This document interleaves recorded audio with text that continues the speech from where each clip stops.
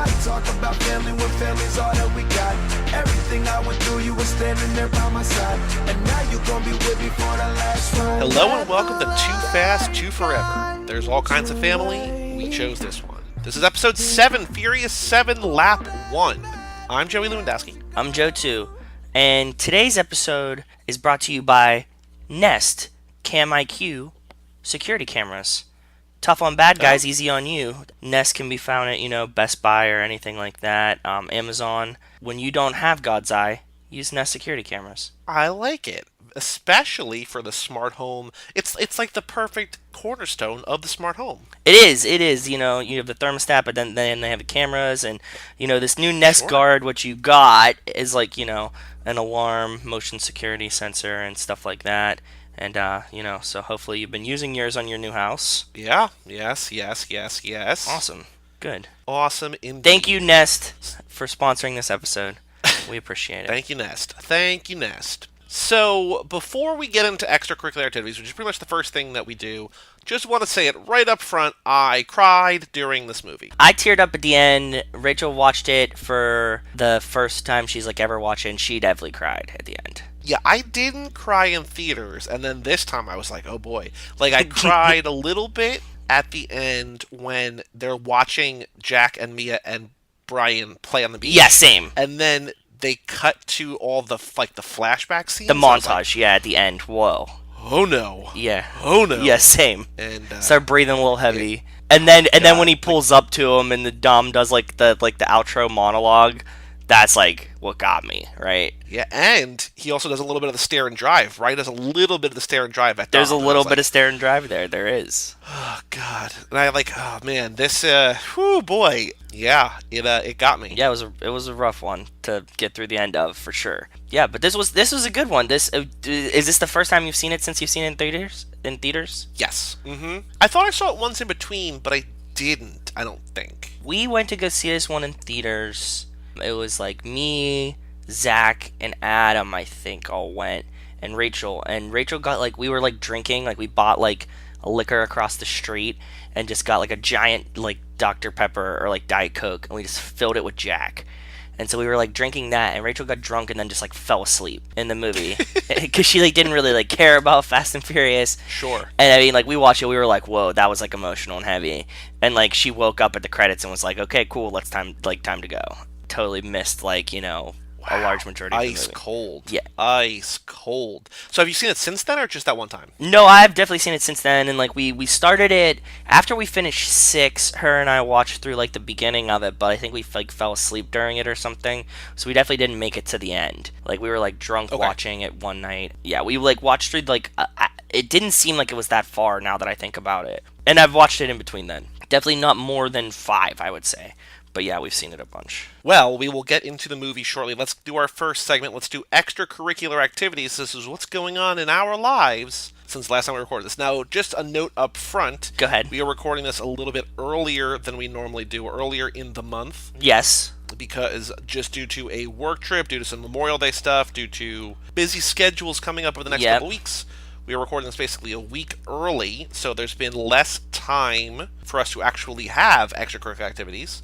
But still in that time, since the last time we recorded, we hung out once again, which I feel it's hard. It's a spontaneous one, though. Yes, I feel it's hard to sort of explain, maybe, because we do basically do a podcast every week almost, and we talk a lot, and people know we're friends. Do. But I don't know if people realize not how difficult it is to hang out, but there needs to be effort put forth. We're 2.5 hours away in a normal drive, so So it's not I can just cruise up there and we have to do weekend shit, you were doing house stuff. So it seems we hang out a lot. It's really not that much, I promise. But I really don't know the last time because it's 3 or 4 months in a row. I mean, mostly it's been hockey based. We've been doing. Yeah, I was coming down there for games. Yeah, this time was just more of a casual hangout because it was Rachel's last day at Geronimo. Are we allowed to say that, or are we not allowed to say that? Yeah, you're allowed to say that. All right, so it was Rachel's last day at Geronimo, and I came up, and you were just yeah, we're going there tonight. I'm maybe I'll come up. And then for the first time ever on a Friday, no traffic coming up. It was great. Yeah, weird. I took a nap. Out for the night. And woke you up the next morning. You and Rachel left, and then I just hung out. Where did we go? Oh yeah, because we were going to DC to visit her mom and actually go see a hockey game. Yeah, so that's what was going on. Yeah, so we hung out. I had fun. It's always good to see you.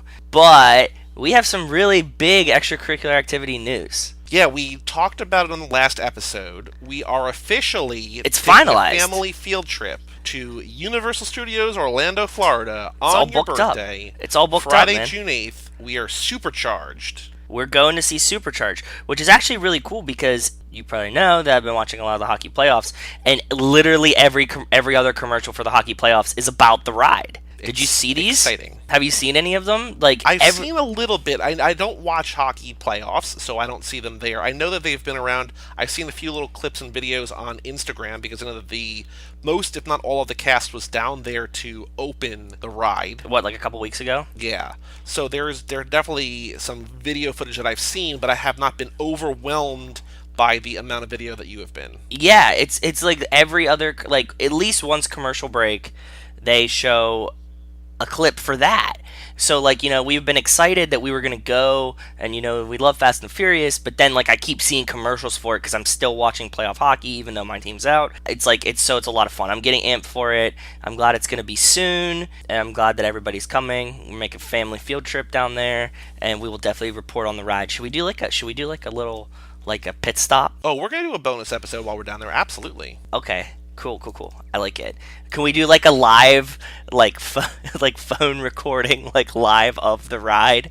Do you want to do that, or how do you want to do it? I don't know. So I think what we should do is we should do it before. I think it should be in a few parts. I think before we go on the ride for the first time, we should do a little bit of a what do we expect.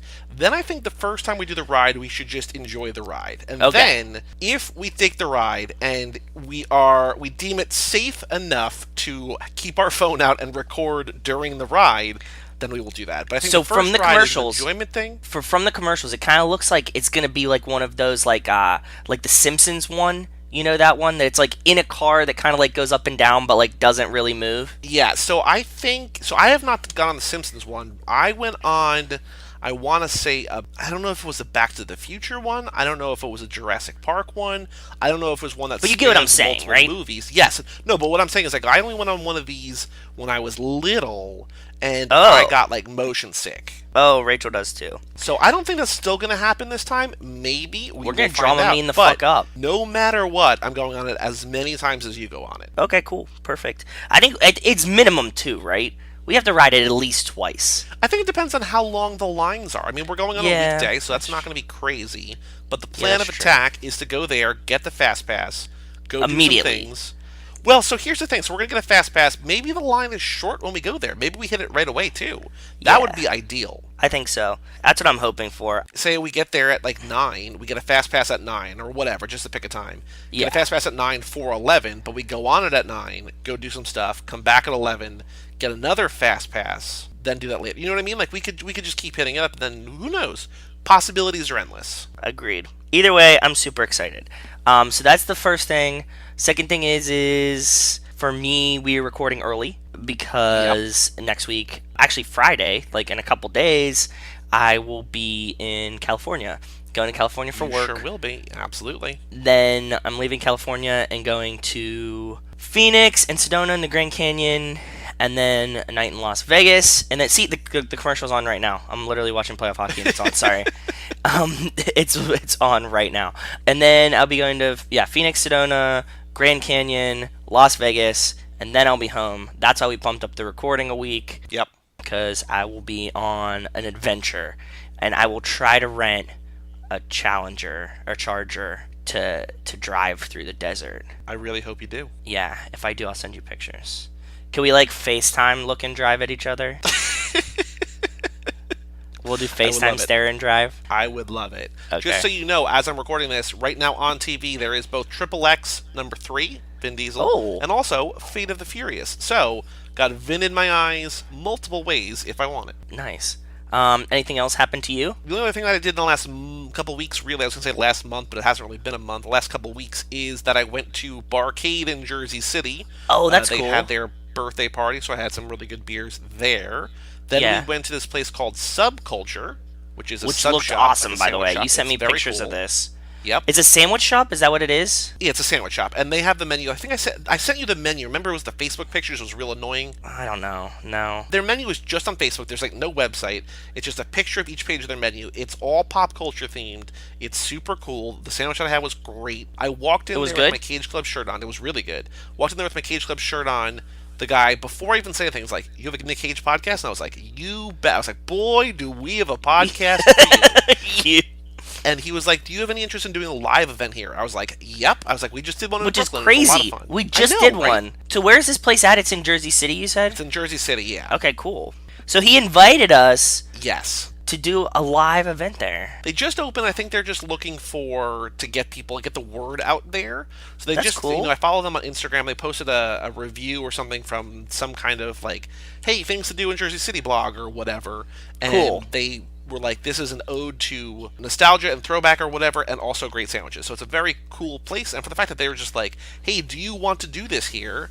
I mean, I don't know. We didn't talk any details out, but it didn't seem like, hey, do you want to pay us to be here? It just seemed like, hey, if you want to come do your shit here, like we can just have you hang out. And it's like, oh, cool, okay. Plus, if they recognize the T-shirt from the jump, they seem like cool guys, right? Like these are guys that you want to support anyways. So yep, awesome for them. And I'm excited to come down there. I want to come see the shop because the pictures you sent me looked really, really cool. So I'm excited. Absolutely. I think that I'm looking at my calendar. I'm trying to see if there's anything else. Oh, well, there is another thing that happened this past weekend that I don't want to talk about yet because I don't know when it's actually going to happen. But it was something very exciting from the Cage Club Podcast Network, and we will get to it when we get to it. Oh, yeah, I know. Should I say it so you can beep it out? No. Okay, fine. Sorry, Jess. I tried for you. No beep technology. No beep technology. Fine. Okay. Either for you or are we set on the I think that's good. Activities? But I think by, what is it? It's May. So by next month, we either will have the bonus episode out or we'll be able to talk about the ride on the episode. This is going to be really exciting, right? Depends on when we record, but we're close. It'll be so close. This episode comes out June 1st. We will be down there June 8th. So I'm assuming we'll record after. I'll get back and edit it. So the bonus episode will come out like somewhere around the 15th. We'll just say the 15th. It won't be a full length episode, but it'll sort of be like a recap, a rundown of what we're doing in Orlando. So look for that in a couple weeks. I like it. I'm down. I'm very, very excited. Yeah. So Furious 7. Okay. Man, so we already said that we cried. We definitely cried. The important thing, I think we mentioned it maybe last time, just to keep in mind why we cried, is that this is the last movie that Paul Walker did before he died.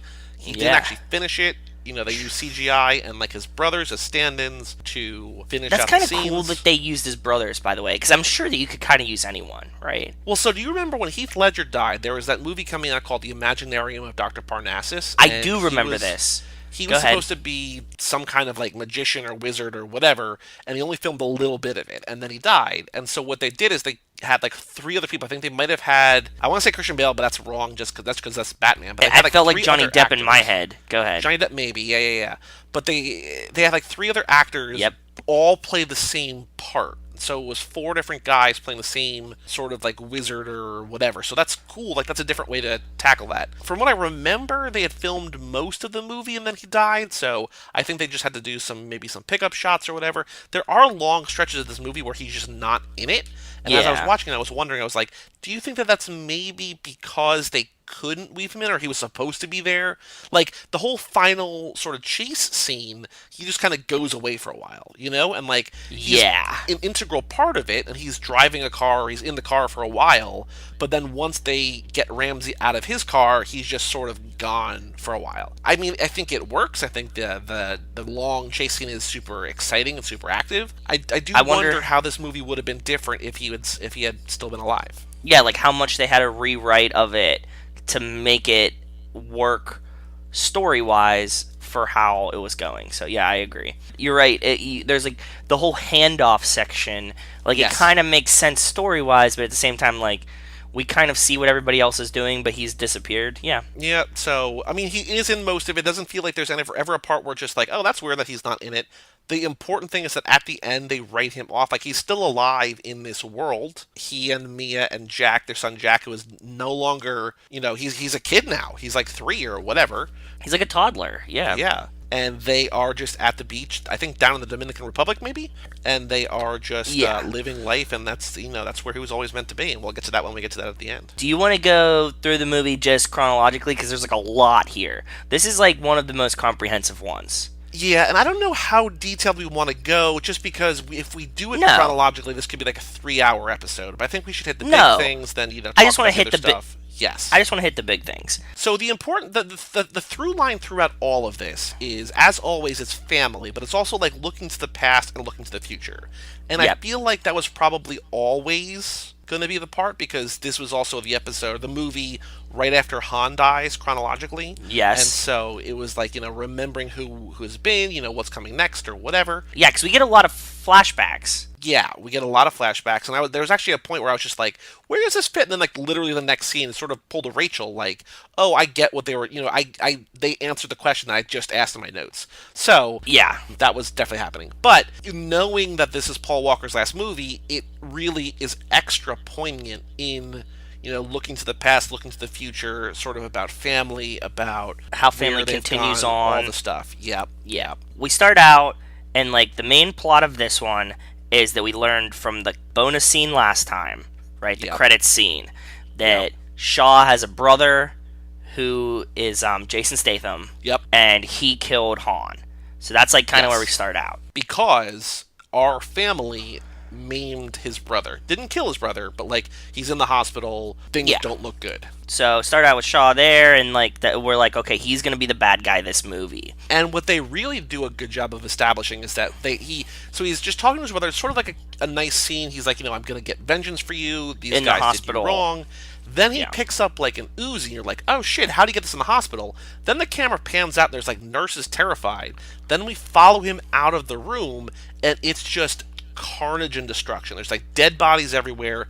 The entire interior of the hospital is like blown up, basically. The only guards that are left are like staggering to their feet, and he's killing them on the way out. Like, he is from the jump, like, no nonsense, no bullshit. He is the real deal. He is a guy that our family is going to have to worry about. Yes, and this brings up an important point that I want to talk about, which is instantly from that first shot, we can see that this is no longer a Justin Lin movie. Like, that's not a camera, like, director technique that Justin Lin used. This is like more like an action movie kind of feel. Yeah, it's a James Wan movie. This is the one and only one that he directed. Exactly. So it automatically has a different feel, right? Like, I could just tell that's what was happening. Yeah, we get there, nice beginning shot, but then we get our tug at our nostalgia immediately. Yeah.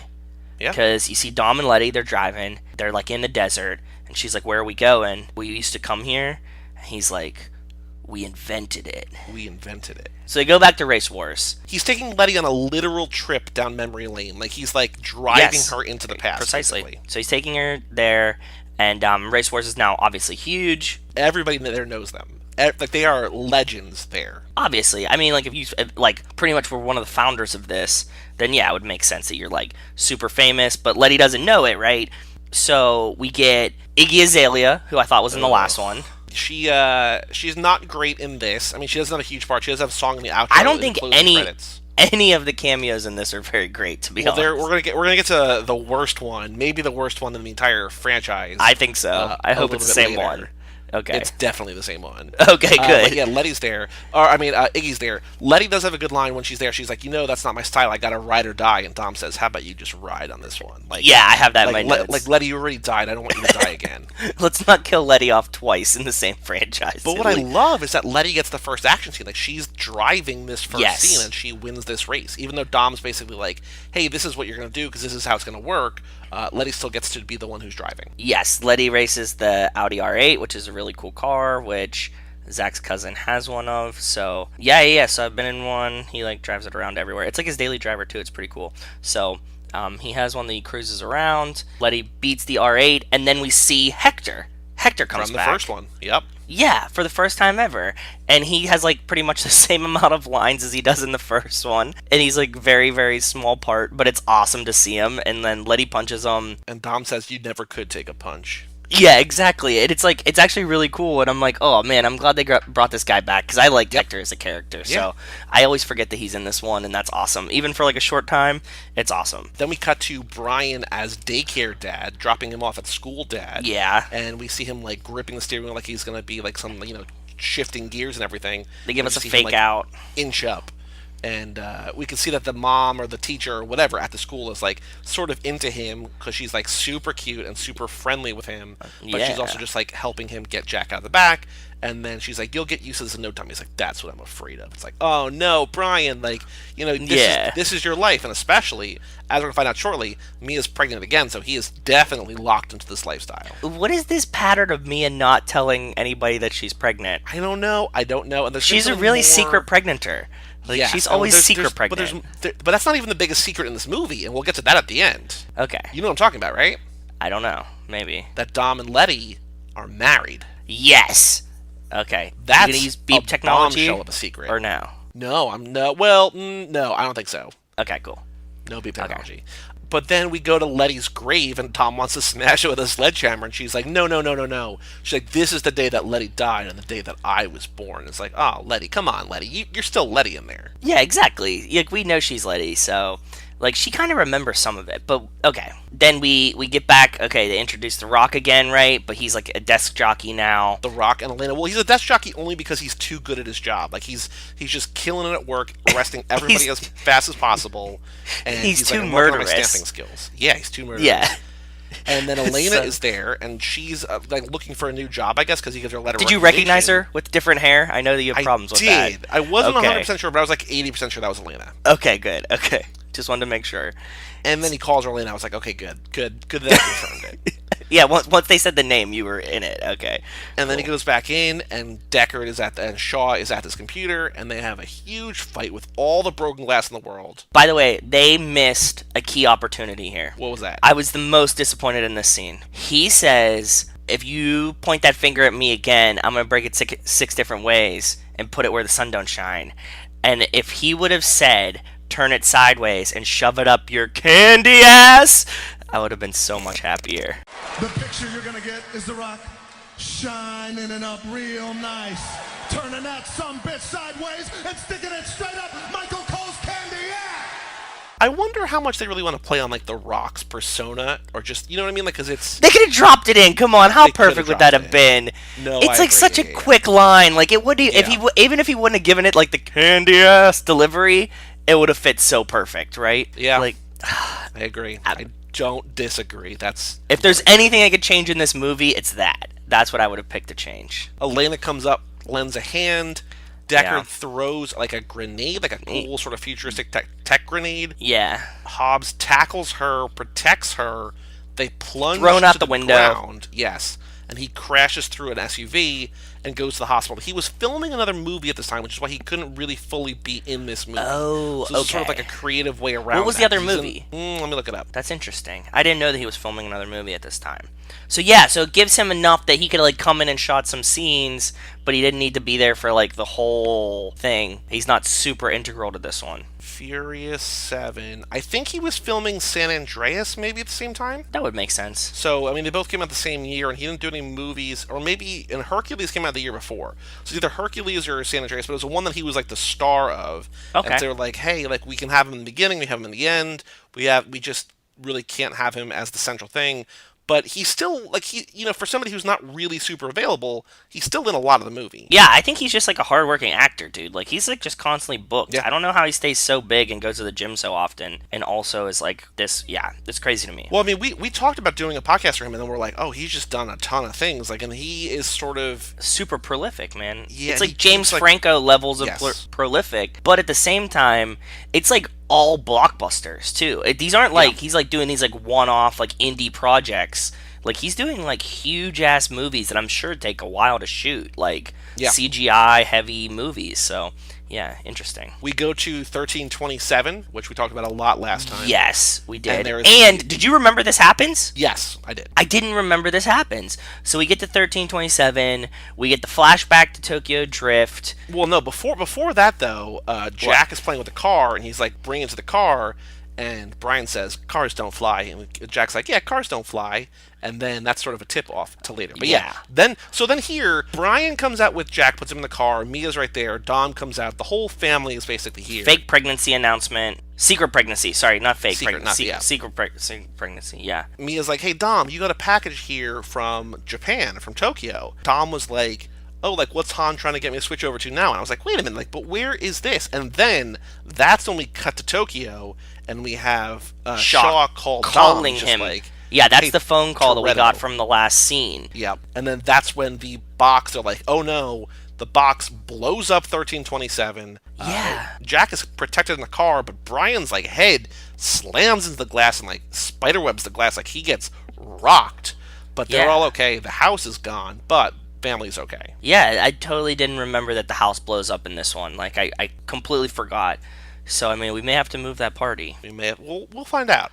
You know, by the time 2027 rolls around, we've got a lot of possibilities, a lot of potential for the movies to take us in different directions. True. Fair enough. So then we go to the hospital now, and now that Dom has reason to fight Shaw, and Hobbs obviously has reason to fight Shaw, they team up, and we meet, for the first time, Hobbs' daughter, and she says, yes, my dad said he kicked your ass once, and Dom says, your dad's on heavy pain meds. I can understand if his history is a little hazy. And it's just perfect. It is perfect. So I wanted to know if that was The Rock's real daughter, because I know that he has kids, but I don't know how old they are or what. I don't know. But I don't know if that child that he had not too long ago was his first child or what. Rachel looked it up for us, and it's not. She's not his daughter, but she looks like him, right? She has like the like, what is it, the islandy vibe that he has, like what? Yeah, like what is he, like Samoan? He's Samoan, yeah. Yeah. I was hanging out with resident historian Mike Manzi over the weekend. We were doing some Cage Club Revisiteds. He had an idea. This would be very interesting. He thinks there's a chance that Hobbs is maybe gay in the movies. In the movies, yes. I wouldn't be opposed to it. I can definitely see that how you could logic that. He has a daughter, but we don't have a wife. He's never romantically interested in anybody. Whether or not they're ever going to team up somebody, and we were just talking a couple episodes ago about how I said that there was no gay characters in a franchise so inclusive, and you said there was Suki. But, you know, there was Suki. Part of one movie is not a lot. If The Rock, you know, had a boyfriend or something, and like they just sort of downplayed it, like, oh yeah, here's my guy or whatever, like it would be cool. It would be sort of It would be very progressive. What if Hobbs and Shaw is a romantic comedy about their relationship, and they're the gay couple? I would love it. Yeah, that would be pretty awesome. Like Jason Statham and The Rock are both gay for each other. That'd be so perfect. So good. And that would explain why they hate each other so much, because they're just both sexual tension. What they know is true. Yep. Just lots of sexual tension. There we go. I like it. Then we go to Tokyo. We get DJ Shadow back. We get Twinkie back. We get Sean back. And then we get like an extra scene that's new for this movie where Sean says, Han said you were fast, but not that fast. And Dom says, you said American muscle can't drift. And it's just like, yeah, like he's for real. Yeah, so he like gives him, you know, the picture of Giselle, so we get a little heartstrings tug there. Dom goes to Tokyo for pretty much no reason other than to see Sean for like 3 seconds. Well, no, he's bringing Han's body back to America. But they said there's like not much of like anything left at the crash. Like the car blew up and was set on fire. Like, why no? But he's still going there to bring it back. But he also gets the picture of Giselle, and he also gets the necklace. That's true. That very important, because that's basically the wedding. By the way, this is the most Sisterhood of the Traveling Pants necklace I've ever seen. Oh, definitely. Because everybody's had this thing. It's like the sluttiest necklace in the history of a franchise. It's been everywhere. Like, how did Han have the necklace? Do we know how he got it? No, I don't remember. Next lap, we'll have to figure it out. But yeah, so Han had it, and then he gives it back to him. It turns out that was like Letty's wedding ring, and also Dom's neck. And Elena had it for a while. Like, where the fuck have... Okay, so we get the necklace back. We go to Han's funeral. Everybody's there. We see Tej and Roman for the first time, and Shaw is sort of scouting it out, and Dom graveyard chases him out of the graveyard. Like, he just chases him out, and they eventually wind up in like an underground sort of tunnel or something. And what's really cool, I don't know if you noticed, but there's no music in this scene. It's just car sounds. Ooh. And it's like a very specifically, you know, sound layer, just like no bullshit, like this is what's happening. Because a lot of it just has, you know, a lot of the chases have not necessarily like soundtrack songs, but they have some kind of score, you know what I mean? Yeah, exactly. I get it. They definitely have like some kind of music. So we get that, and then they play a game of chicken, and we're like, okay, we're gonna find out who the scaredy man is here. Like, we know Dom's not gonna back down, and they just full on smash. Like, it's a game of chicken where no one has any fear, so they just crash. And we're like, oh wow, I think that's probably like the first time in a movie that a game of chicken has ever just ended with head-on collision. And I was like, that works. Like, you know what I mean? Works. Like, I guess that's what I wanted out of that. Perfect. So they like get out of the car ready to fight, and Dom thinks it's going to be a street fight, but Shaw pulls out a gun. He's like, you think this is going to be a street fight? But then, out of nowhere, military men rappel down, and I forgot that he was in this movie. Like, I remembered in the past, but forgot while watching it. Kurt fucking Russell shows up, and he's just like, he chases Shaw out of there, and he's Mr. Nobody. Yeah, he's one of like the Reservoir Dogs or something weird, right? Like Mr. Nobody. And so like they go back, and this is, you know, your nice little comment today. He like brings back Dom, and he's like, come on, like, I need to show you something. Yep. Gets him back, and he pours himself a nice Belgian ale out of a keg, out of like a really sort of fancy, like in this like military it's industrial like homebrew warehouse. Yeah, he's got like this like really kind of fancy setup with a nice keg and a nice like tap and a nice, you know, whatever. And then Dom's like, I'm more of a Corona man. And then out of nowhere, Mr. Nobody picks up a bucket of Corona, just slams it down. With the Corona logo on the bucket, right? You know what I mean? It's like very well set up. So, and we find out that they're both after Shaw, and Shaw's also after this thing called God's Eye, which was created by a hacker named Ramsey, which I think is supposed to be like this is really like a doctor. The doctor was a woman. Like, that's like, it's supposed to be reveal. Like, you're supposed to be like, oh, it's got to be like this great. I guess it's sort of like the Matrix too. Like, you know, Neo thinks Trinity was a guy because most guys do, she says. But here we know that Ramsey is actually Daenerys Targaryen's handmaid, and now Emmanuel, who is this beautiful woman who, for the rest of the time, Tej and Roman are going to fight after. Ramsey invented this thing called God's Eye, which is basically the computer at the end of the Dark Knight. Yeah. They can spy. It can use every device in the world to spy on whoever and find anybody you want anywhere in the world. Yeah, which I'm sure really exists, to be honest. Almost certainly. Put on my tinfoil hat, because I believe that shit's out there. But yeah. And so this guy, Mosey Jakande, has kidnapped her, trying to get God's Eye. Who I thought was Seal, by the way. He should have been Seal, right? That should have been Seal. Good. It definitely would have been good. Also, every time he talked, all I thought about was the meme, like, do you know the way? I will show you the way. And, like, every time I saw this, like, I just kept thinking of, like, he's just trying to tell. And he even, like, tells, like, someone, like, where to go. He's like, you have to go to the right. And I was like, he knows the way. He knows the way.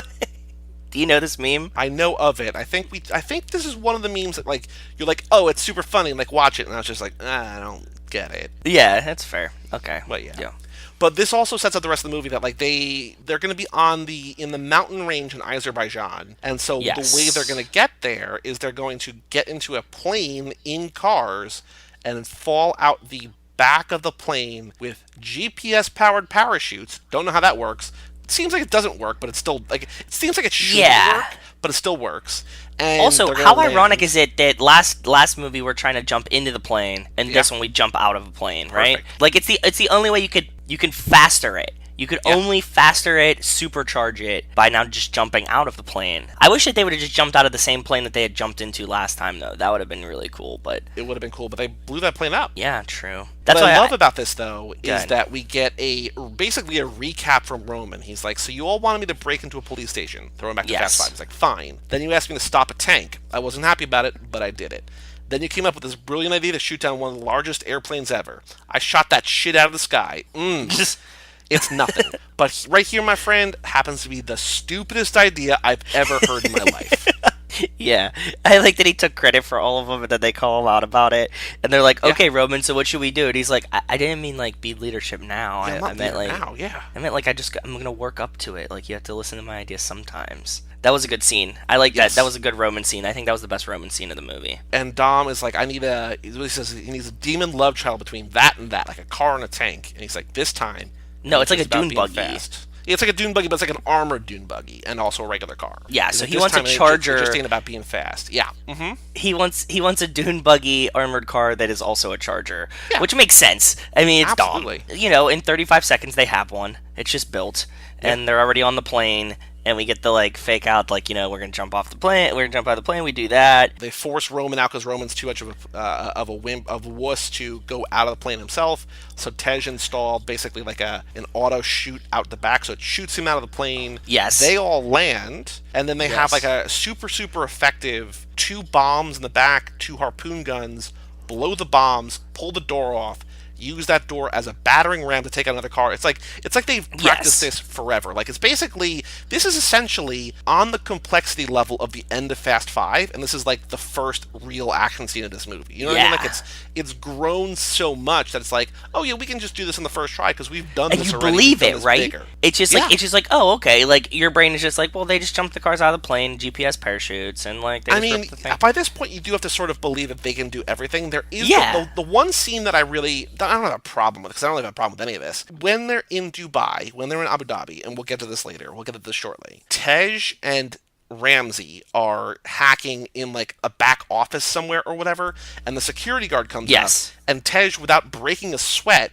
Tej, the hacker, beats down this guy who's basically, his job is to be muscle. And he just does it, and like, it's a super cool moment, but like, that's not who he, you know what I mean? Like, it's not like he's ex-military or ex-cop, like ex-police like Brian. Yeah. Who, it's just strange. But remember, he was like a mechanic and stuff in Florida, so I don't put it past him that, like, I know that he doesn't know like hand-to-hand combat. Like, if it was more of a street fight, I would believe it, but yeah, I get it. But we'll get there. Brian hasn't really driven a Skyline yet, and he's driving a WRX here, which is really interesting to me. You know that like he comes with the WRX at the beginning, and I'm like, wow, fuck, okay, cool. So like I'm like waiting for the Skyline the whole movie. He uses the WRX as a skateboard, lots of fighting, trapped in the bus. You know, like they're trying to get the hacker off the bus. They get her off the bus. They throw her in a car. Brian's trapped on the bus. Guy locks him in the bus. I don't want to gloss over that because we have Brian versus Tony Jaa. Do you know Tony Jaa? No, I don't. So the guy he's fighting is like one of the biggest movie martial artists in the world right now, and he's phenomenal. And it's awesome. He's great. And there's the guy from The Raid in the last movie. We have that fight, which is great. But here, it's Brian versus Tony Jaa on the bus, and like Brian's sort of holding his own against like this guy who like he really should have no right holding his own against. Yeah. And then he locks him in the bus, and he says, too slow. Brian has to basically figure out a way to get off the bus as it's falling off the cliff. Letty saves him, and then at the end, no, you glossed over the part that I wanted to talk about. But hold on, but at the end there's a rematch between him and Tony Jaa, and he gets to use the same line, too slow, when he kills Tony Jaa by sending him to a grisly death down an elevator shaft. Exactly. But Brian's trapped on the bus, and we're watching the scene, and Rachel's like, how does he get out of this bus? And I was like, what's the most Fast and the Furious way you can get out of this bus? She's like, I don't know. And then he like kicks out the window, and she's like, is he gonna climb up the bus? And I'm like, yes. But then the bus starts falling, and then he runs across the bus as Letty like drifts into him, and he like grabs her bumper. Yeah, and all she says is, you good? Yeah, and he's like, thanks. That was it. Yeah. We also get sort of a mini little thing that's going to come back in a big way, that when Dom is trying to get Ramsey into his car, I don't know what the car terminology is, but it's basically, for a skateboard or for a bike, he like wheelies, like he like sort of like rears back and sort of launches her into the sunroof, the moonroof, and gets her in. Is that a wheelie in a car? What is that? Yeah. Okay, so these cars that are just rear wheel drive. The thing is, like with Dom's, like the Charger in the beginning, which I think this is always just like a nod to that, is that like he has so much torque, right? Like he could put so much power down to the rear wheels that it will lift the front of the car up off the line. Like that's how powerful the car is, and like that's where the engine is. So like to be able to do it, like a lot of like drag cars can do this, and obviously it's not like a good thing. Like you don't want your car to be able to do this because it won't go as fast, right? But it's just like a cool thing that they can do, and that's what's gonna happen. And he throws her in the car. Then they are cornered by all of Mose's guys, the guy who kidnapped Ramsey, he just stole her from, and then he does like a bunch of donuts in the dirt, kicks up this whole big dust cloud. Yes. He says you might want to put on your helmet, drives off the cliff.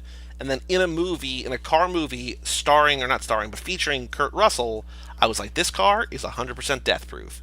And they like tumble down the hill, and they both are fine. Like they're just without a scratch. She wakes up a little woozy, but like they're fine. He just drives the car right off the fucking cliff, and like everybody just like that's what happens. That's a very insignificant scene, but that's one way to get them out of this like impossible impasse, right? Yeah. He's just stuck there, and they're just like, oh, just drive down the hill. It's like, okay, Yeah, cool. Totally fine. Totally cool. Yeah. And she wakes up and she's able to identify everybody immediately. We got ex-copper military, tech guy, offended by the word hacker, Alpha, Mrs. Alpha, and then looks at Roman and says, Joker. And he says, wrong, double Alpha, man candy. Know what I'm saying? And everybody's just like, oh, Roman, like, give it a rest. Yeah, but I mean, that's always like his thing. Oh, yeah. So like, it was good that she got to see that, and they decide that like we haven't been in enough countries yet, so we have to go to Abu Dhabi. Okay. Yes, because she mailed God's eye to her friend over there, who's like this billionaire playboy or whatever, who throws these elaborate parties, these lavish parties all the time. No, he's not the billionaire playboy. But he probably also is like a billionaire playboy, but he's not the one throwing the party. But he goes to the party. Okay, yeah, he seems like just like a mechanic to me. He was like the Tej of Abu Dhabi, essentially. I just get the sense that everybody in Abu Dhabi is like a billionaire. I don't think so. I know that's not actually true, but it feels true. So yeah, so they go meet him, and he's like, I got you into this party. You're gonna go up there, be in the party, but you can't be dressed like that. And so like we see for the first time ever Dom in a suit. Yeah. Well, what I also love is that they're all driving like $1 million sports cars through the desert to get to Abu Dhabi. And yet Dom is still driving a Dodge. Like, he's still like not in like this like international prestige sports car. He's just in like a Charger or a Challenger or something. Like, it's still a Dodge. I don't know what, because again, don't know shit about dick about cars, but he's in a Dodge. Like, you can see it on the grill. Like, it's a Dodge brand. Yeah, it's a car. Charger. Yeah. And everybody else is like in these like super elaborate like Lambos or Maseratis or whatever. And the car that they're looking for is like a $3.4 million car. There's only 7 of in the world, and he's just rolling through in a Charger. So sticking to his guns for sure. Yeah, they don't mention what the car is at the beginning, so they're just like, we're looking for a supercar, right? It's a Lycan, and so like they're like yeah, it's bulletproof and does 240 miles an hour and like all this shit. So they get to the party, and the first thing we see, we get 2 cameos here. Well, right? there's one who is the worst actor in a Fast and Furious movie. Thank you. Ever. Yes. And still Ronda Rousey. It is. Oh boy. Ronda Rousey's acting in this is fucking atrocious. It was hard to watch. It's so bad. So it really makes me long for the days of Fast and Furious 6 with Gina Carano, who's not a great actress in her own right, but is good in that movie. And like I was saying, is great in Haywire, which we'll cover for Magic Mike's. But like compared to Ronda Rousey, she's like an Academy Award winner. She's the one who you kept saying looks Russian. She's the one who's Yes. She's the same kind of thing because in 6, she and Letty have 2 fights. In this one, Letty and Ronda Rousey have a fight, and it's the same kind of role. But man, like, I get Ronda that Ronda Rousey Rousey wants to be like a crossover star, but like, oh boy, it is not good. No, it's really bad. Like, even her like fighting, like getting hits are bad. You know what I mean? Like, I'm like, dude, like, you were in the UFC. Like, I get she wasn't WWE at this point, but like, dude, like, even when she's getting hit, she's like, ugh, and like makes these like weird faces that aren't real. It's just bad. And the dialogue, like, they should have cut her dialogue. She should have been like a silent. You know what I mean? Like, they shouldn't have let her. Have you seen John Wick 2 or no? No, I haven't seen John Wick 2. Ruby Rose. Do you know Ruby Rose? She is. Oh, you definitely know Ruby Rose from Orange is the New Yeah. Black. She's Yeah. the tatted up. Yeah. So in John Wick 2, she plays a silent assassin. Like, she can act. I mean, she's not like the best actress in the world, but she can act. But she still plays like a silent assassin, which is super cool. Like, do the same thing here. Yeah. Like, I agree. Like, just don't give Ronda Rousey lines. Yeah, because she flubs all of them. Who's the other cameo? Is it the DJ? It's T-Pain. T-Pain is the DJ at this party. Oh, yeah, I don't know what he looks like. Well, his computer says T-Pain real big on the back of it too. So if you'd have been reading, there's so many things to look at. Why would I look at his computer? Like I just like, oh, that's probably somebody I don't know. So okay, fine. But yeah, it's T-Pain. So and Brian and Dom go to find the car, and Dom lifts up the car so that Brian can do work underneath. He's trying to like get this part out without, I guess, setting off the alarm and like having everything locked down, while Tej is trying to keep it from also getting locked down. Tej and Ramsey. Ronda Rousey fighting Michelle Rodriguez, fighting Letty. Yes. And then we have Roman doing the birthday thing, where he just picks a random girl in the crowd. It's like, oh, this is your birthday? Like, let's all sing happy birthday to you. And he's just distracting them with his obnoxiousness. Stupidity. Yeah. And it works. It's pretty funny. He's like, does anybody know why there's no hairspray in the bathroom? It's her. Thanks. Beat it. That's just like, that's the whole joke and punchline of like that part of his gig. And it's perfect. And then they finally like kick him out. As they're kicking him out, Shaw shows up with another Uzi and starts shooting up the place. Yeah, he just fucking is everywhere, right? Which we also don't. So this is where Brian and Dom take the car out and they jump. Dom driving.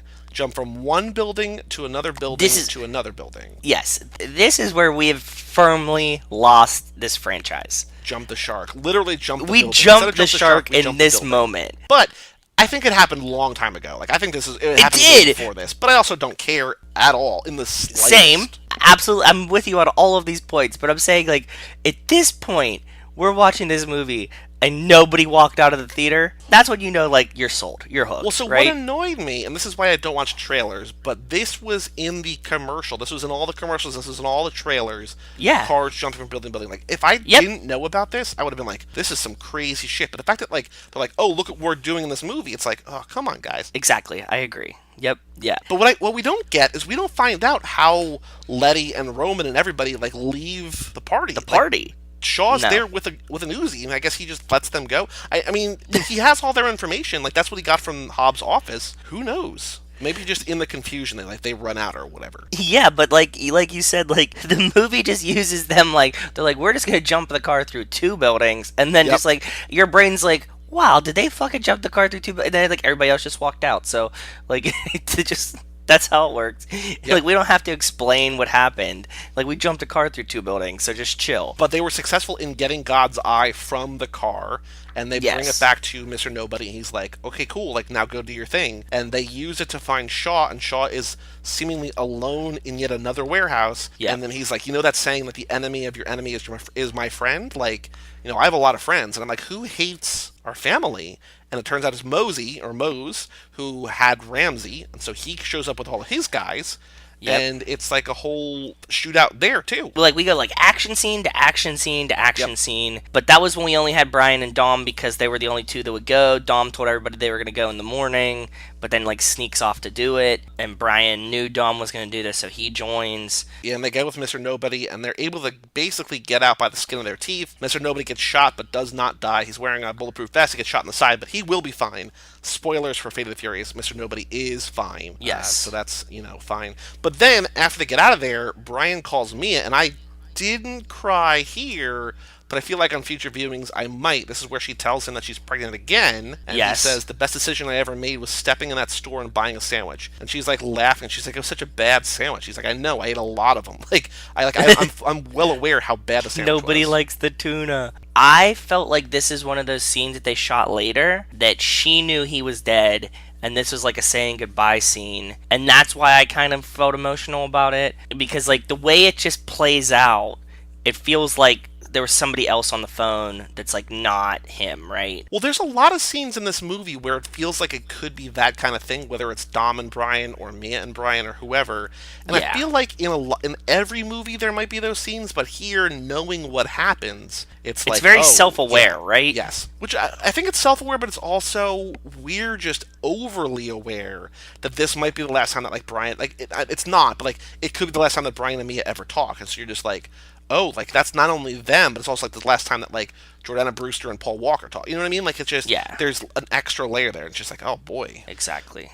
But then they are going, and this is where they're trying to, like, it's just another big action scene. Brian is driving with, I think he's driving with Ramsey, and she's like, what are you doing? He says, going old school, and that's where he drives under the truck. And she's like, throwback to the as soon as I saw this truck, and there was, like, space in between the tires, I was like, he's gonna go, like, I didn't remember it from the last movie, like, from, like, the last watch of this, but I was like, he's going under that truck. He gotta go under that truck. Yeah, this is, like, the whole big final fight scene, because or final action scene, not final fight scene, but the final action scene. When they went to find Shaw, I think they lost God's eye, right? Like, I think Mosey took it. Somehow. Which I don't know why they would bring it there unless they use it to, I don't know, whatever. But they have to get it back, and so now they're using it against our family, or to find Ramsey and, like, kill her because she's trying to reverse hack into it. It's like, you sort of lose a little bit of the thread here, but basically, they're now trying to take down Shaw and Mosey. Yeah, they have God's eye, they're trying to find it, and this is where we get,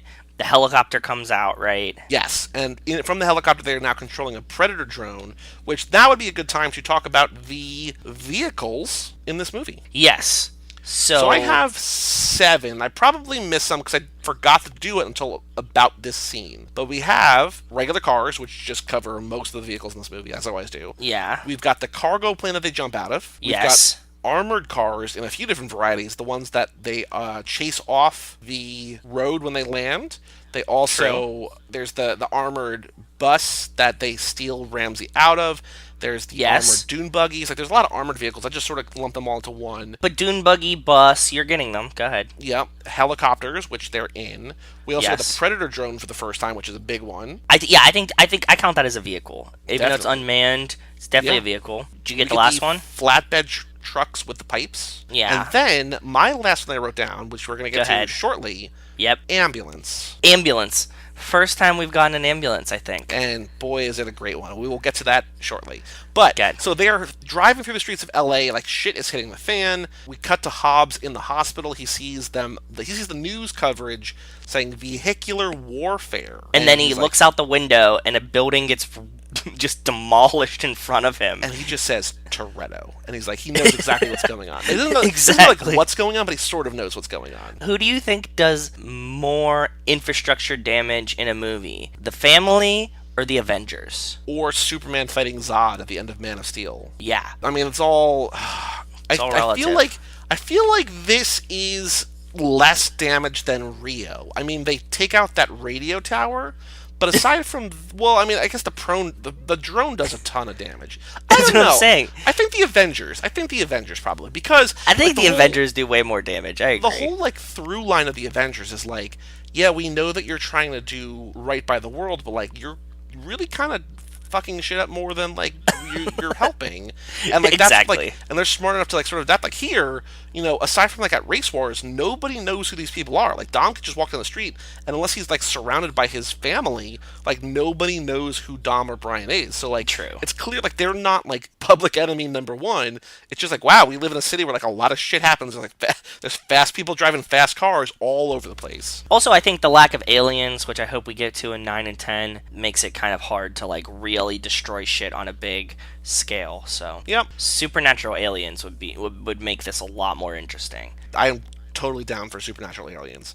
There's a couple cool car things that happen in this scene. Number one, I still don't know how they did it. Roman is driving one car, Brian's driving another car. Oh, this dance? They dance, basically. They somehow get lined up perfectly, and they sort of do a 360 spin on the ground like a donut, and Ramsey jumps from one car to the other, because the whole time they're being tracked by God's eye, so it tracks her face, so they think they know what car she's in, so then they follow Brian. Brian's able to, Brian's car gets blown up, but he's able to duck out, and that's sort of where he goes for the rest of the whole final scene. He's just sort of out there, and he's running around a little bit, going to the radio towers and stuff, but he's sort of out of the loop there. That's a really cool scene. It was very reminiscent to me of when Han does the spin around the girls. Yes. You know what I'm saying? Yes.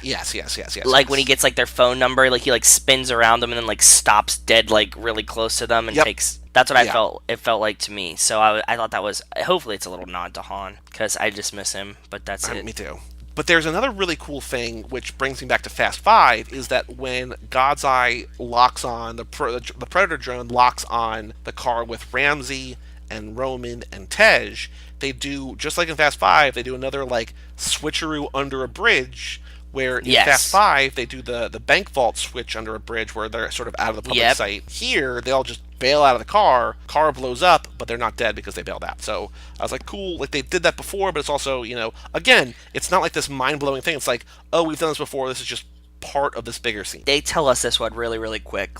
They don't give it to us at the end, Italian Job style. They tell us it happened immediately. So I thought that was a little bit of a quick payoff, and I was a little sad by that. But there are two other things of major importance, major note to talk about here. Number one, Hobbs, when he knows what's going on, says to his daughter, "Daddy's got to go to work," and then he flexes out of his cast off. Yes.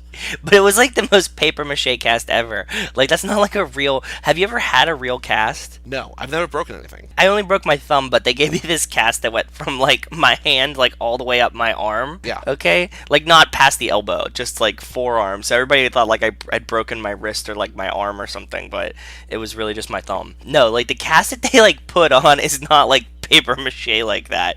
It's like this fabric material. It's kind of like an ace bandage, but it like hardens, and like you put it on and they like put it on kind of wet, and it like rolls, and then like all of a sudden it just like it's rock hard. Like there's no way you can flex this thing off. Like you just can't. The rock hard? It's the rock hard. Yes, that's how hard it is. But it doesn't matter because in this world they use paper mache or whatever and is able to flex out of it, and it's super cool. Like it is really cool. I don't remember if that was in trailers or not, but I remember the first time I saw it, whether it was a trailer or whether it was in the movie, I was like, oh my god, that's like the coolest thing I've ever seen. It is really, really cool that you could just like flex it off. The other thing of note in this action scene is that we get, once again, Dom versus Shaw playing chicken, except this time Dom in his Charger, he's like one last ride.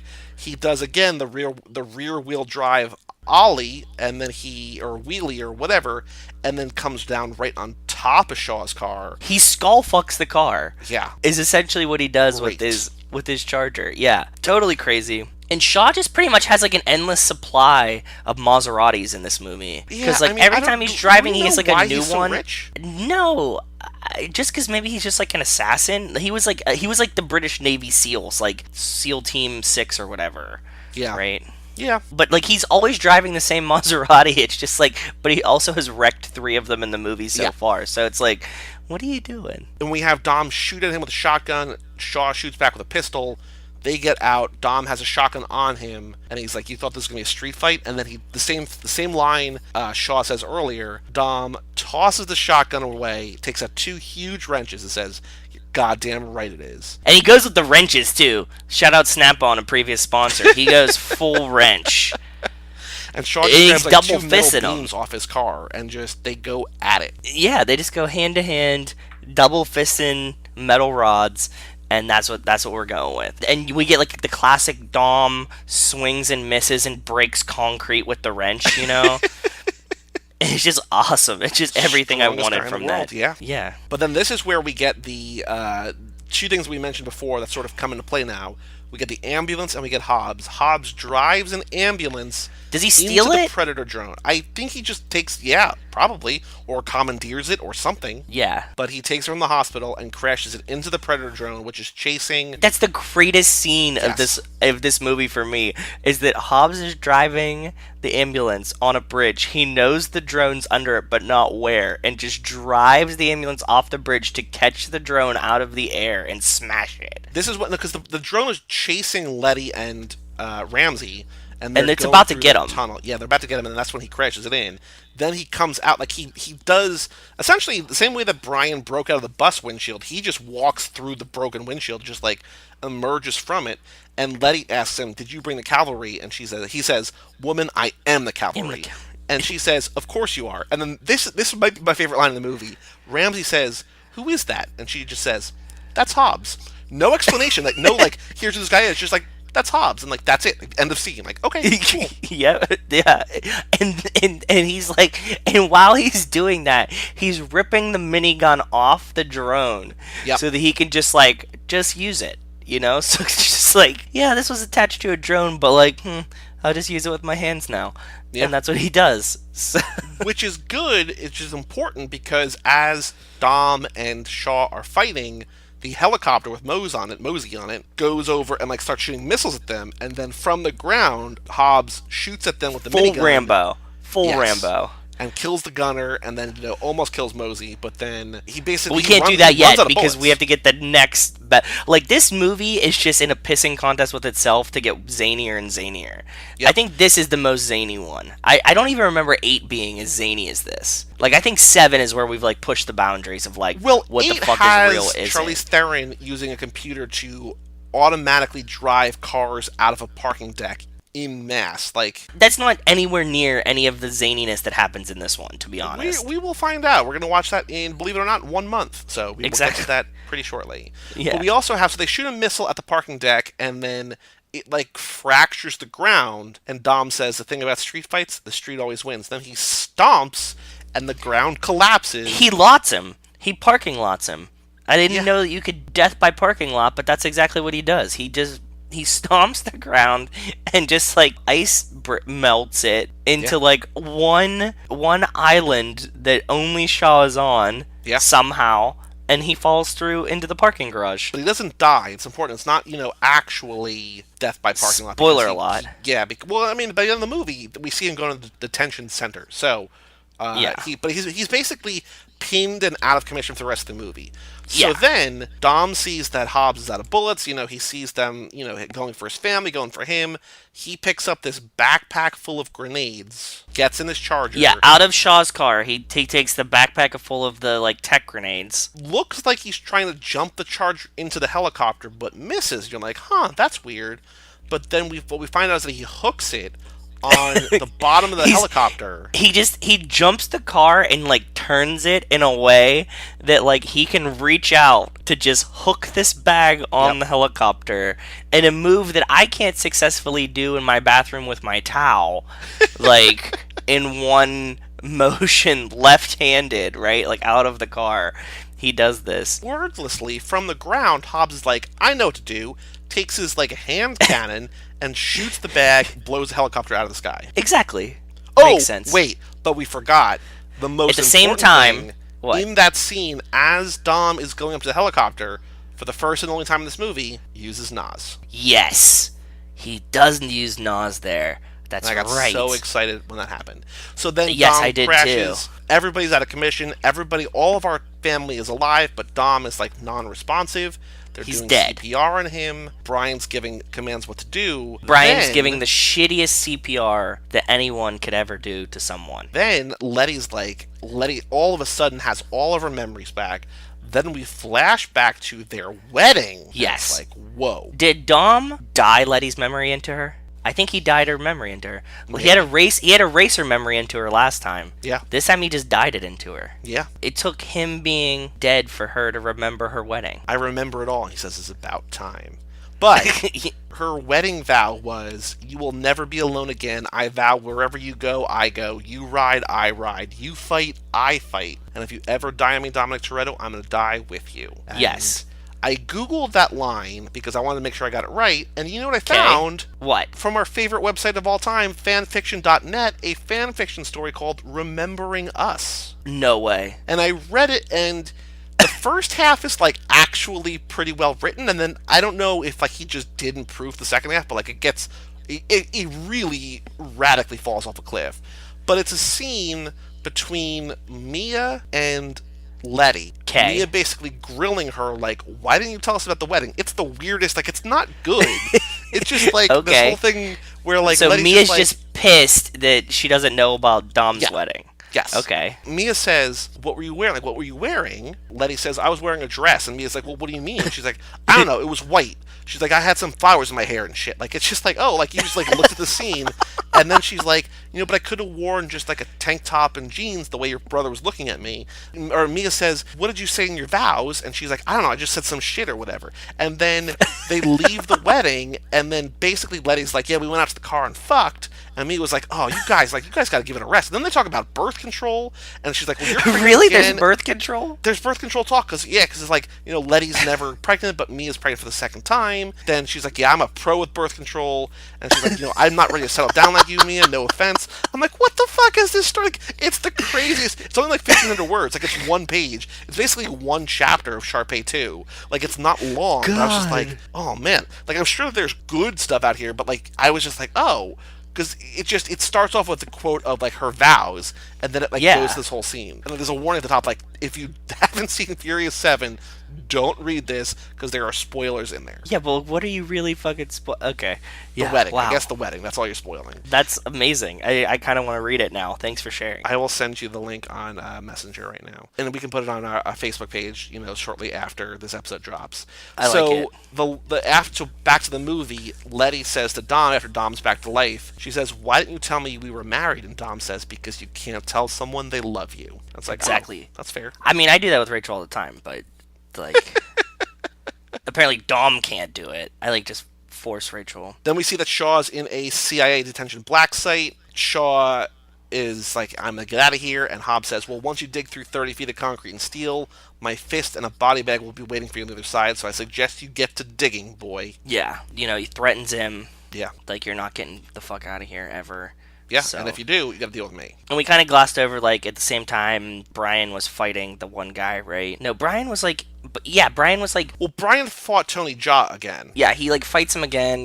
He carabines him to the spindle of wire and just throws it out. That's when he says too late and shoves him down the elevator shaft, down to a gruesome death that I can only imagine. Yeah, exactly. But then after this all happens, we cut to the beach and Roman's running his mouth, and Tej just says, "Close your mouth for 2 seconds, just open your eyes, man." And Roman says, "Beautiful." Somebody says, "That's where he belongs." Says, "Home, where he's always belongs. Things are going to be better." And I'm already... So I'm getting a little teary. Go ahead. I'm getting a little teary, and Letty says to Dom, "You aren't going to say goodbye," and Dom says, "It's never goodbye." And it's like, whoa, God, but like it actually is goodbye. Yeah, and exactly. Then we cut to Dom driving away, and he's at a stop sign, and Brian pulls up and says, "Thought you could live with that." Oh, God, I'm getting chills already. So Brian's like, "Thought you could leave without saying goodbye," and like they're just staring at each other, and it's like, oh. And then they drive away, and they're doing a stare and drive. Wiz Khalifa playing. Wiz Khalifa playing. It's not the album version. It's sort of like a lighter, sort of more not instrumental, somber, like a more somber version. Yeah. Over this scene, we then cut to flashbacks of like Dom and Brian meeting and like all. Then we have the movies. full montage of like all of the Paul Walker scenes, like the pivotal Paul Walker scenes in the movies, and that's when I was like really feeling it. And there's a great voiceover here at the end from Dom that I would read, but I'm just going to put the I'm gonna put the actual audio in. Hey, thought you could leave without saying goodbye.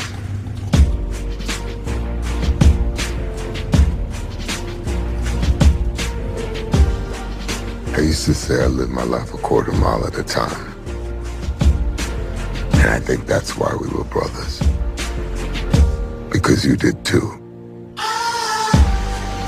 This is your car. My car?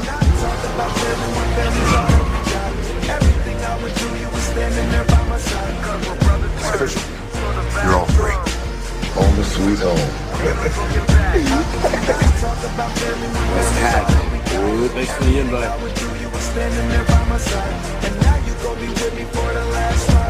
Want to go for a drive? No matter where you are, whether it's a quarter mile away or halfway across the world. We all change, we all grow, a new lane. But The most important thing in life will always be the people in this room, right here, right now. Salute me, familia. started down small to a real bond. Cause we're brothers first. Cause we're into a lot, but it ain't no, but we gon' keep it. You'll always be with me. Change the game without even knowing. And you'll always be my brother. How can we not talk about family when family's all that we got? Everything I would do, you were standing there by my side. And now you gon' be there for the last ride. Yeah, you can't do it. It's too dumb. Yeah. It's just too Dom. It's too Vin Diesel. Like it's everything. You know what I mean? Like this is the end of Paul Walker. It's man, it's rough. And then we get the closing credits. It just says for Paul. That's what I think Rachel really got it when it was like the for Paul at the end. Like that's the rough part. So yeah, and that's that. So that was Furious 7. So R.I.P. Squirrel. R.I.P. I Walker. don't think it's as good as 5 or 6. But it's emotional only because of what happened. And yeah, the end is the end gets you. It does. But I think that if we rank them zaniest to least zany, I think 7 would be the first one. Probably, but also there's too much wacky shit that happens in this one. I think this one is one of the most fun ones because of how much wacky shit that happens, and they really balance it well with how sad it is for Paul Walker, right? Yeah. So they put in a lot of really cool nostalgia elements and fun stuff. So this one turned out pretty good. I think it's safe to say that this will be firmly in the middle to upper portion of my list. Like it's still exactly really good. I don't want to be skewed by like the Paul Walker feels on it though. You know what I mean? Like it's fun. It is part of it. It is. I mean, I like the first one a lot because I like the first one more when we did it for this than I used to, just because like it's where it all started and everything. But like, I think this is more fun. I mean, it's definitely a bigger budget.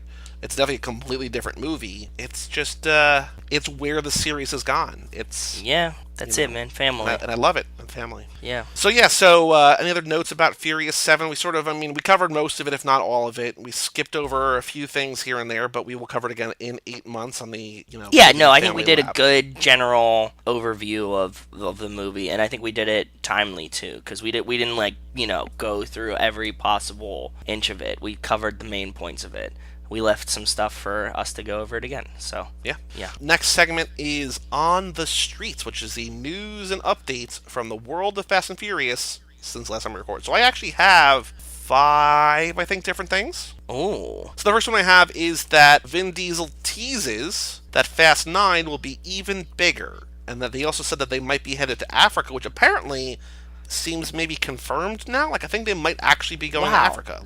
You know what? I was going to go. I was talking to one of my coworkers that I talked to about the Fast and Furious, and he was saying, I was talking about all the countries they've been in, and he's like, where are they going to go next? He's like, probably Africa, right? And he just said this a couple days ago, and I don't think he was reading, Fast and Furious. Well, this came out news. a couple of weeks ago, so he might have unknowingly seen something, or maybe we also posted it on our page. So maybe if he likes the page, maybe he saw it on there and just was thinking about it or whatever. But yeah, it's gonna be cool. And also confirmed. This was a separate story, but I posted this is something Justin Lin, who directed 3 through 6, will be back for 9 and 10. So that's very exciting. Confirmed. Very confirmed. Cool. It's official. He's coming back.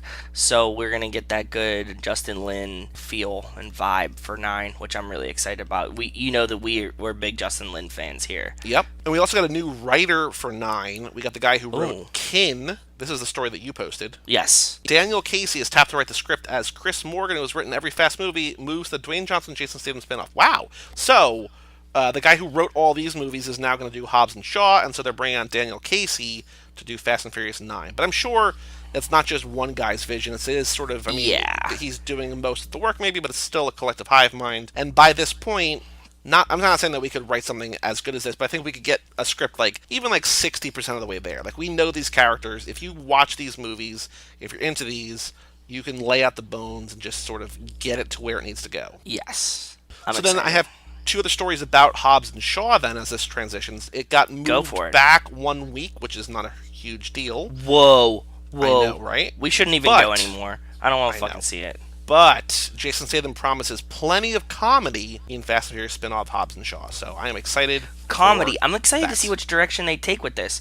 Because, I feel like it has to have a different vibe, right? I think probably. Because I think that's what a spin-off really does. I don't know. I really don't know. I think it could be the same type of feel and style and tone and just tell a different kind of story. I don't know. We're going to find out in a couple of years. We'll find out in a couple of years. That's true.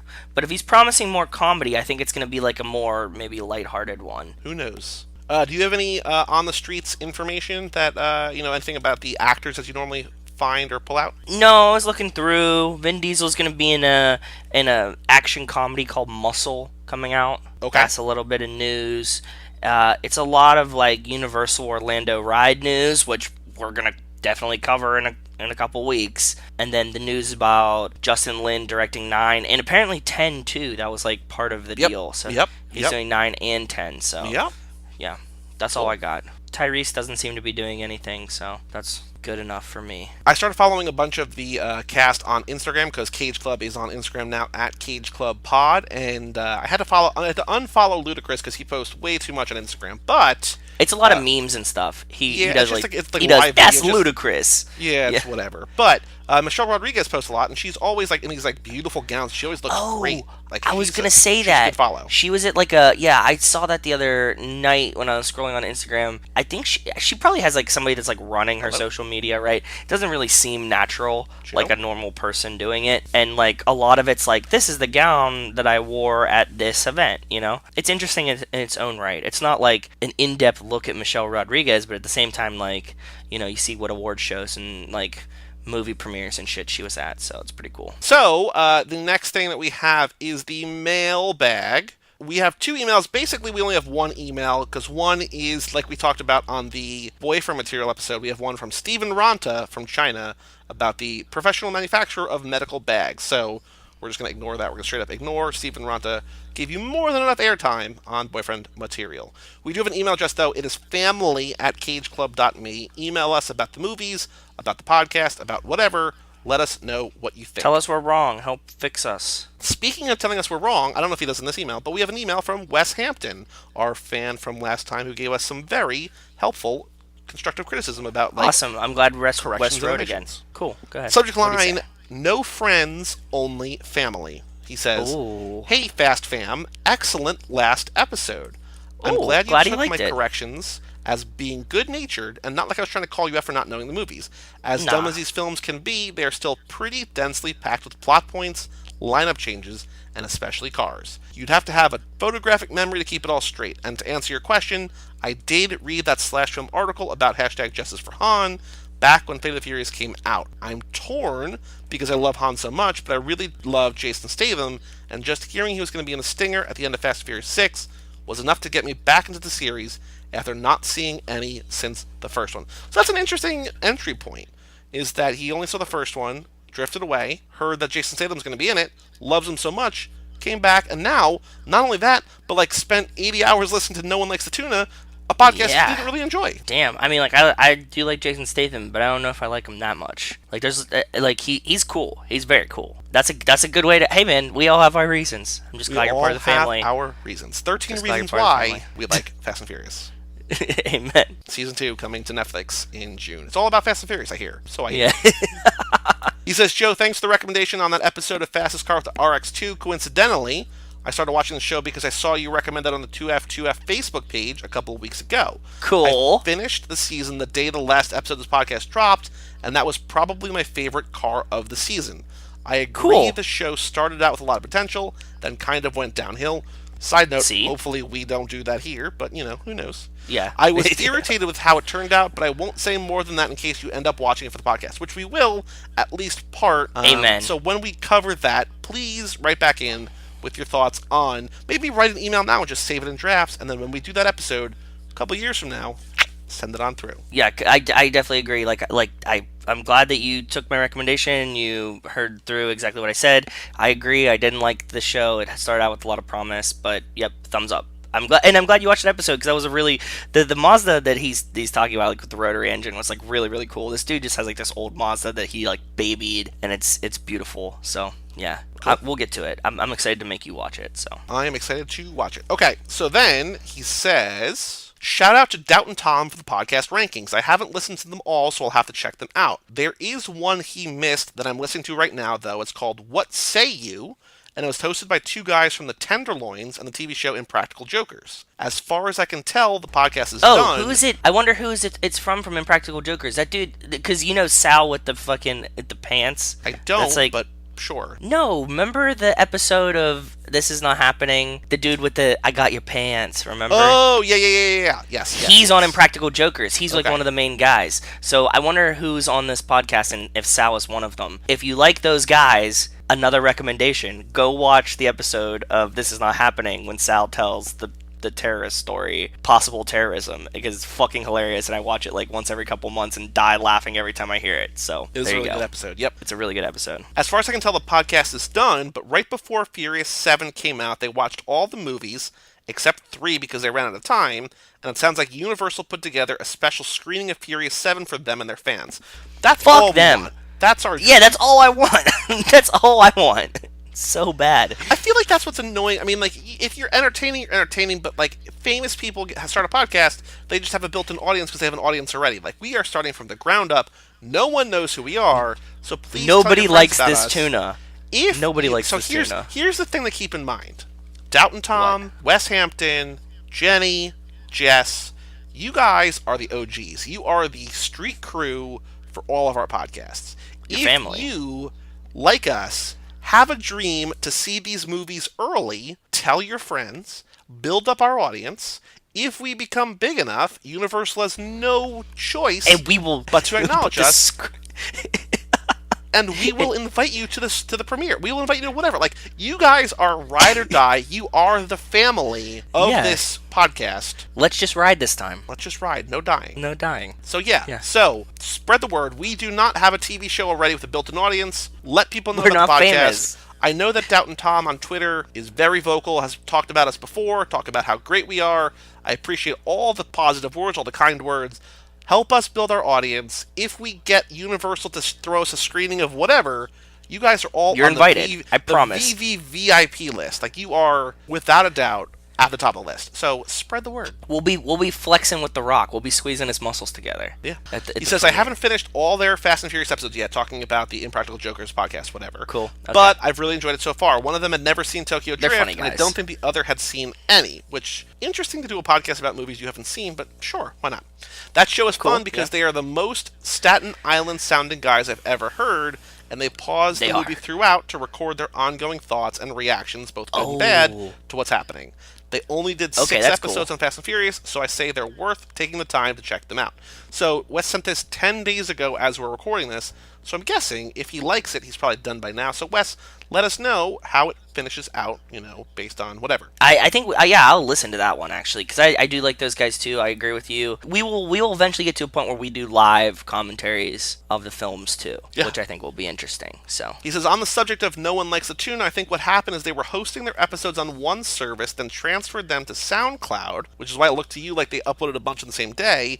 Then after the show ended, they let their premium membership lapse, and SoundCloud only lets you upload 5 files for free, which is why only the last 5 are showing up for them now. I guess I got in just before they dropped all the old episodes. They actually did run for a little over a year, then came back to do a Fate the Furious episode last year. Oh, cool. Okay, cool. For as much complaining as they did, they actually stuck pretty close to their weekly release schedule, and they did sometimes have guests on their shows, but it was usually just friends, most of whom didn't know the movies or didn't really care, so it generally didn't add much to the experience. So to be perfectly fair, our guests are just going to be friends too. It's not like we have, eventually we would love to have a lap where it's just like, we got Vin Justin on one Lin. episode, we got Justin Michelle Lin on one talking with episode. us. We got Dwayne on one episode. We got Justin Lin. Dwayne? We're just using first names now because if he's on, we're just going Mr. Rock, not Mr. Rock. Mr. The Rock. Okay. But, we're just going to have friends on, but we're going to have... Part of the thing is to find out, where they stand with the franchise. Especially for this first lap of Building the Family lap, we sort of have a sense of what these people know about these movies. We're going to have a whole lap, I think we've talked about it with the ride-along lap with resident historian Mike Manzi, who's seen them all, who's watching them all again with us now. We're going to have a lap where one of our friends has never seen any of them, but by that point we will be like 5 laps in, so we will have seen them a lot recently. So it's going to be... We're going to keep it fresh. They're not going to be famous people for a while, if ever. We would love to, but again, that's another reason. Tell your friends about us. If we build up recognition, people will want to be on here. We'll get them. Oh, actually, side note, there's some guy who I just found on Instagram because he tagged #Nicolas Cage on something, and he finished filming a movie with Nicolas Cage, and I was like, hey, you want to come on our Cage Club podcast and talk about the movie? He's like, sure, I would love to. So, it just as he said, you just got to ask. You just got to ask. Yeah. So, okay. 2 more things. He says, if Doubtin' Tom is coming on the show, I'd like to throw my hat in the ring as a possible guest in the future if you're interested. In fact, maybe it would be fun to do a lap with only fans of the podcast as special guests, which I do like that idea a lot. So I do like that idea. That's a really good idea. It's not something we hadn't thought about, to be honest.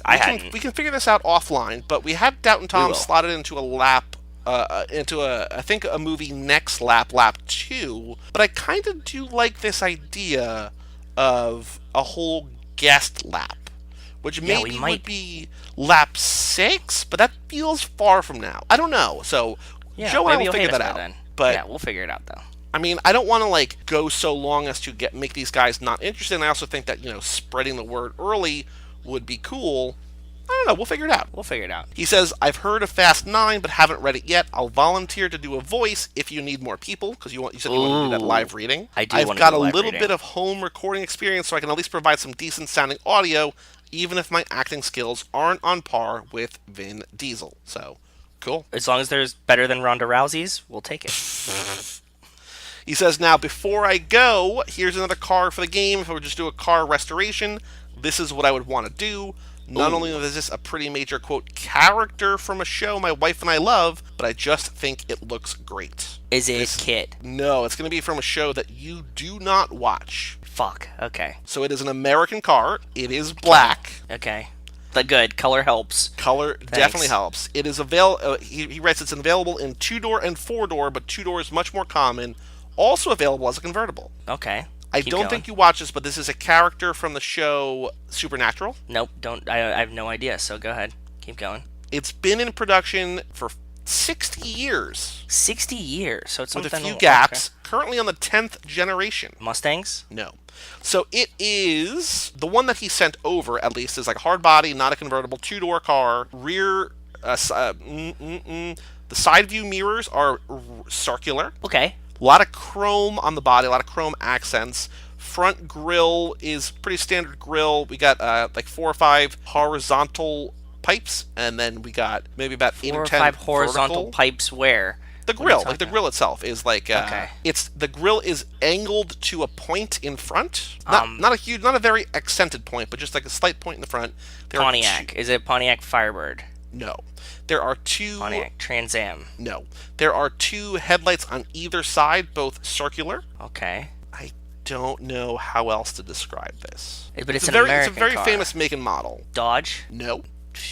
And this car is from 1967. Ford? Not that it helps you. No, not Ford. Nope. A Chevy? Yep. Okay.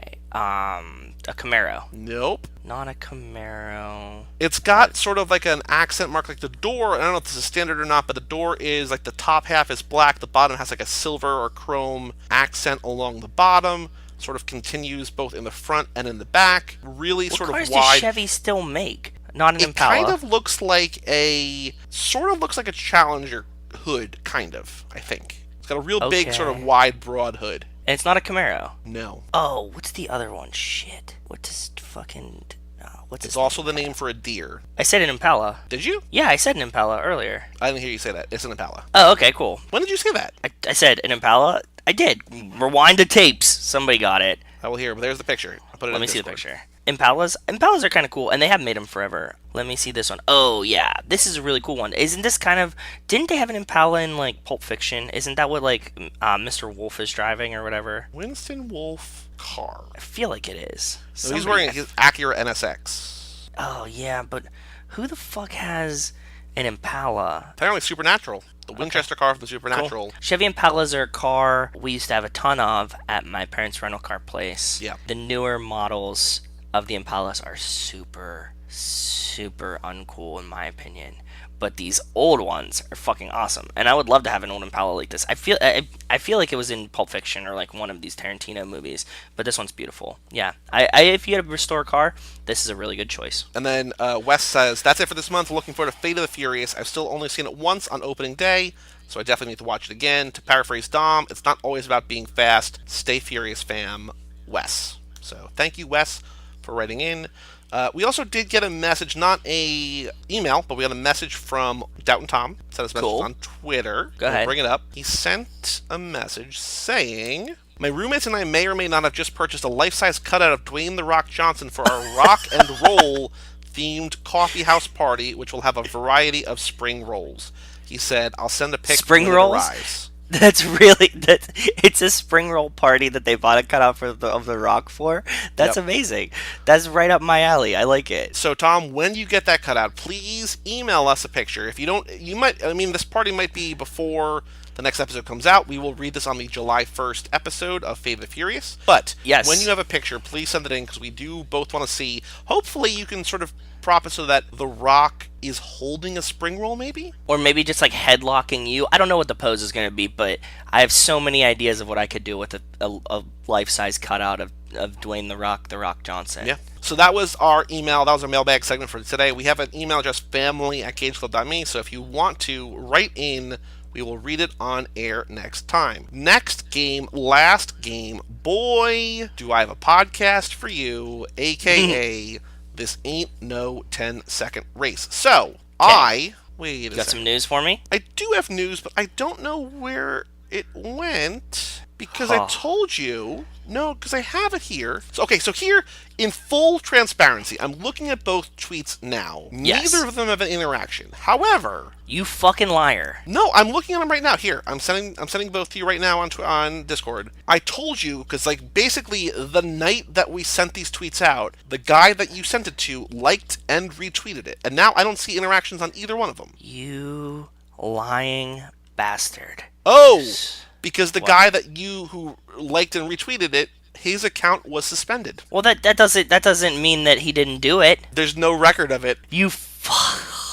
Stop engaging with trolls. You don't get suspended just for being fun on Twitter. Oh, you bastard. Not my fault. I was so ready to give you, like, props and, credit and give you 3 points. 1 for the like, 2 for the retweet. But... Okay. He probably maggot his way off Twitter. When it comes back, we have to readdress it, because when his account gets unsuspended, it's going to be... You keep an eye on it. You keep an eye on @DavidMariav and see what happens. So now we need to both find a new account. So here's a new wrinkle. We have to find somebody who's going to retweet it and also not have their account suspended. Not get suspended. Okay, I'm going to do... I got one. I'm going to send it to you. All right. Copy link to this tweet. I'm going with Texas Gent at Gent Texan. This was 3 minutes ago, and he just tweets, "Fast and Furious movies keep me sane." Cool. Okay, so I'm sending you the link now. He's a gentleman. He's a Texas gentleman, which may or may not be more or less likely to get suspended from what we know about Twitter. Who can say? Really? Who truly. can say? I'm living on the edge. I'm gonna live Fast and Furious. This is a turbocharged Joe, choice. It's not right just here. about being fast. Yeah, sometimes it's not just about. So Texas Gent on Twitter, Fast and Furious movies keep me sane. Boy, do we have a podcast for you with the link to arcadesclub.me/2fastfurious. Reply. I am now looking. So I just searched. So just what I'm looking for. I just searched Furious 9 on Twitter. There is an account called Fast and Furious 9 at Fast and Furious 9, and it is just all pictures of shit. And this is. I don't think that they're ever going to see our tweet. So I'm just going to go to the latest. They're never going to be better than this? That's not fun. Okay. One of the best ones that I just read, like, now that I'm searching by Liz, is like, I just watched Fast and Furious 35, the one where they raced aliens for rocket ships and did loops through space. That was our idea. That was just our idea. Oh, okay. So there was some guy named Tom Francis. This is not who I'm tweeting at. He's got like 100,000 followers. At Pentadact. Says, all stories boil down to one of 7 fundamental archetypes. Then he puts a picture, and it's just Leprechaun, Leprechaun 2, Leprechaun 3, Leprechaun 4, Leprechaun 5, Leprechaun 6, and Leprechaun Origins. So this guy, Foon, at Foone, says, nah, don't be reductive, there's 8 types. Then he puts Fast and Furious, Too Fast, Too Furious, The Fast and Furious Tokyo Drift, Fast and Furious, Fast 5, Fast and Furious 6, Furious 7, The Fate of the Furious. So I'm saying, boy, do we have a podcast for you? Reply. So I'm gonna send you the link just so that we have it, just so that you see it. This is when I'm putting my eggs in this basket this month. Okay, I'm excited for it. I hope they get suspended. This guy's got like 8,000 followers, so it's also possible if he does retweet it, could be good for us. So we'll see. Oh, by the way, I haven't. What channel is this on? HBO Family. I was just watching E.T. on mute. There's a trailer on 4 right now. Commercial on 4. Fast and Furious. A little movie called La La Land. Oh, fuck. Oh, never mind. HBO streaming now. Whenever you want to watch it, it's available on HBO Go. Okay. So good luck at Gent Texan. Good luck at Foon. Hopefully one of you will interact with us and then not get suspended. So that's all we got. Before we do our last and next recording, do you have any other final thoughts about Furious 7? No. I'm curious to see where it ranks in our list, as I always am. When I re-rank them, I don't know. I don't know what my first list was. So the Paul Walker heartstring tugs this time really got me going. So, and I think this is the most zany one, and it's definitely a ton of fun. So the last things that we recorded. So since we last put out our Fast and Furious 6 episode, right, yes, we put out an episode of Magic Mike's about a guide to recognizing your saints. Ragazzi. We also put out an episode of Boyfriend Material about Lost River, a movie in which Ryan Gosling is not in, but he wrote and directed. Yes. We then did this episode.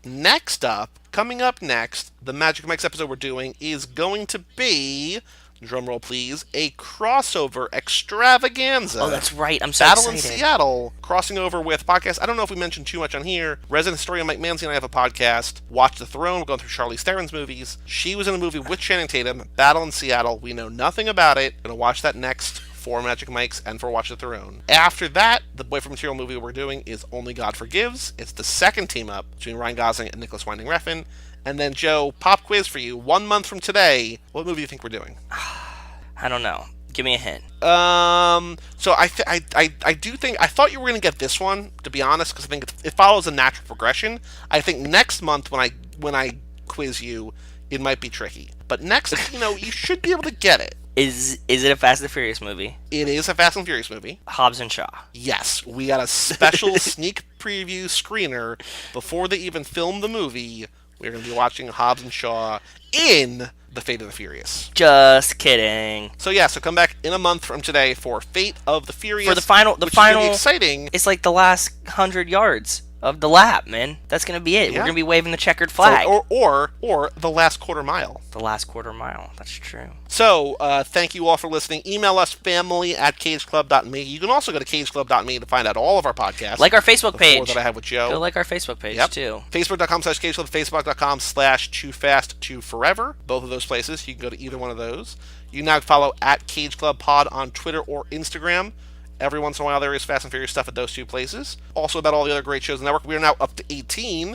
Since the last time we recorded, we launched a new show called High School Slumber Party. Yeah. Which I think Joe might be on with me at some point. We're definitely going to be on. Where Brian Rodriguez, who will be on this show next lap, he will be on talking about Too Fast, Too Forever, Too Fast, Too Furious, his favorite in the franchise. Talking about his new podcast, too, because he loves Suki. He loves all Too Fast, Too Furious. Ooh. We went to their live event when they did the PS of Hoffman. Yeah. He now has a new podcast called High School Slumber Party, all about movies set in high schools or high school age. Which is like one of our favorite genres, to be honest. I know it's like up there for you, and it's definitely up there for me. So absolutely. So Brian will be on Too Fast, Too Furious Lap 2. So if you like horror, or if you like high school movies, the first 2 episodes are both Better Off Dead. They split into 2.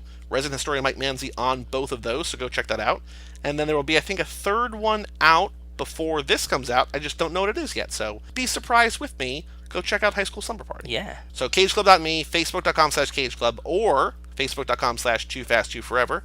And @CageClubPod on Twitter and Instagram, and family @CageClub.me. I'm Joey Lewandowski. I'm Joe, too. And we'll see you next time as we close out the lap with our final quarter mile on Too Fast, Too Forever. It's been a long day without you, my friend, and I'll tell you all about it when I see you again. We've come a long way from where we began. Oh, I'll tell you all about it when I see you again. When I see